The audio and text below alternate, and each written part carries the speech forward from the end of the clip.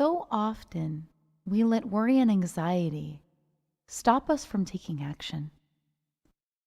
We're afraid to love, to take a chance on a new relationship. We're afraid of being hurt.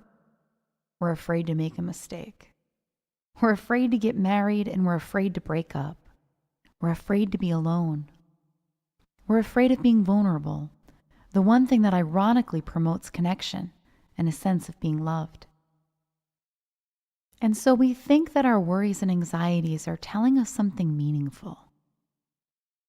And we start to become afraid of experiencing what it is we're even afraid of. We begin weighing the pros and cons of our options over and over again and pre-planning how we'll show up in our worst case scenario situation, driving ourselves crazy in the process, not realizing we're compounding fear on top of fear, which only adds to a potent sense of distress and a feeling of being neurotic. But what if we didn't have to be so afraid? Just for the sheer fact that being resilient is a natural human ability. Human beings tend to bounce back when faced with difficulty. What if, when we saw this deeply, we were free to really live, to take chances, to listen to our inner wisdom, to let that intuition guide our intellect instead of the other way around, instead of making up excuses and rationalizations to ignore our heart, our gut, our personal truth. In her best-selling book, A Return to Love, Marianne Williamson states that the opposite of love is not hate, it is fear. This is a really interesting position to take, as she states that every situation we find ourselves in is an opportunity to teach love instead of fear. Marianne even goes so far as to define a miracle as a shift from fear to love. When we look at our lives through the lenses of growth and love, we realize that our purported mistakes and our fears for the future actually do not represent any deep-seated character flaws. We compassionately acknowledge our humanness and realize our fears are actually not so scary after all. When we turn our attention to our innate ability to be resilient and to have creative insight, our minds naturally get less busy, less noisy, less preoccupied with our fears. When the mind becomes more quiet, we realize that the space of love, intuition, and creative insight is there, just as it has always been there, ready to support us on our journey and deliver up the experience of resilience. I remember speaking with a man a year ago who had a really striking story of resilience.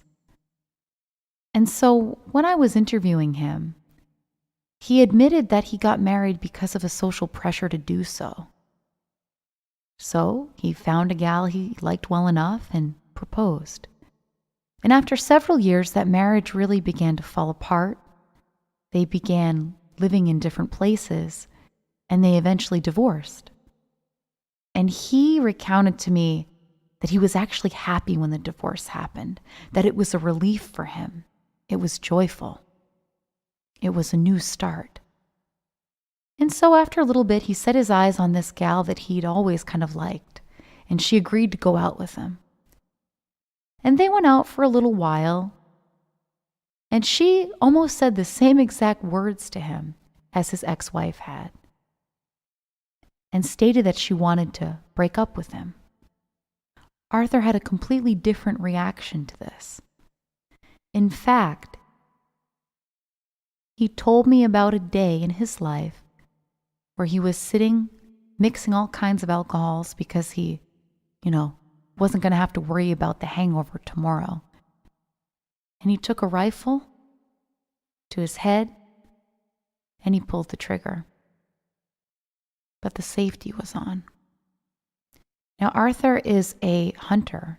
He is very adept at using guns and other machinery like that. But the gun didn't go off.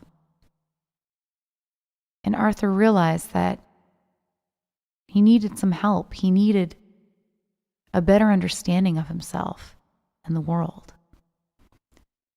And so he came across an educational model for being human.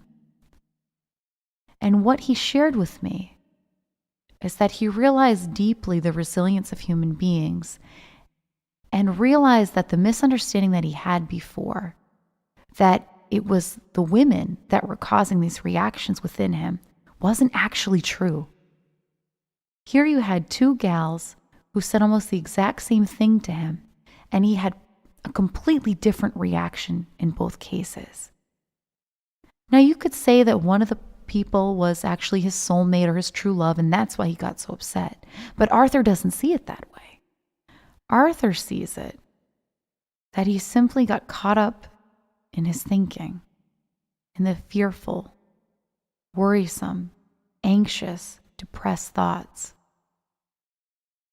And he believed it so much that there was no hope that he took action in alignment with that.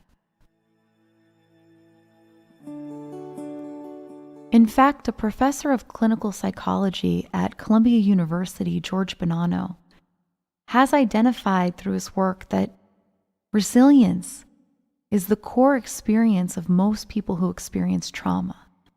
Resilience meaning folks are able to maintain both healthy psychological and physical functioning after a loss or potential trauma, and these individuals maintain the capacity for positive emotions.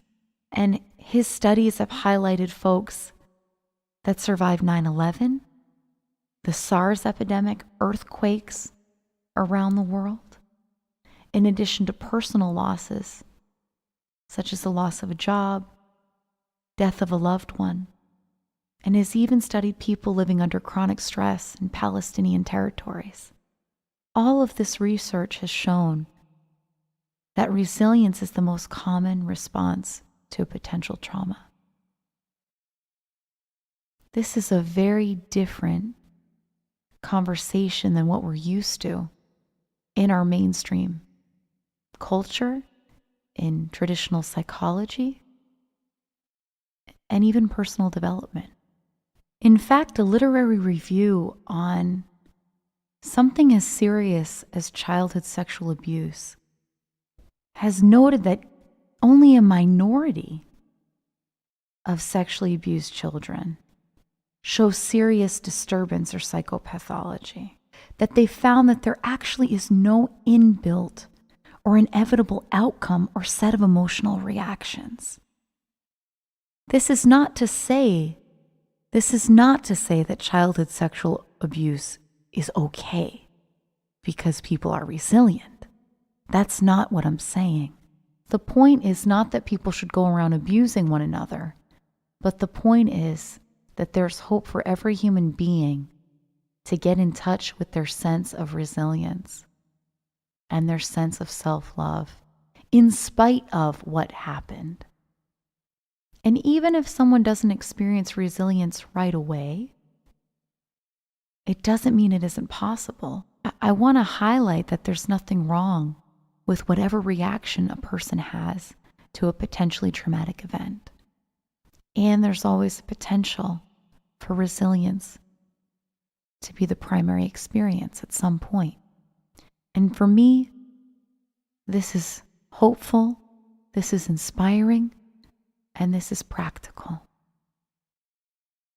I am resilience, and you are too.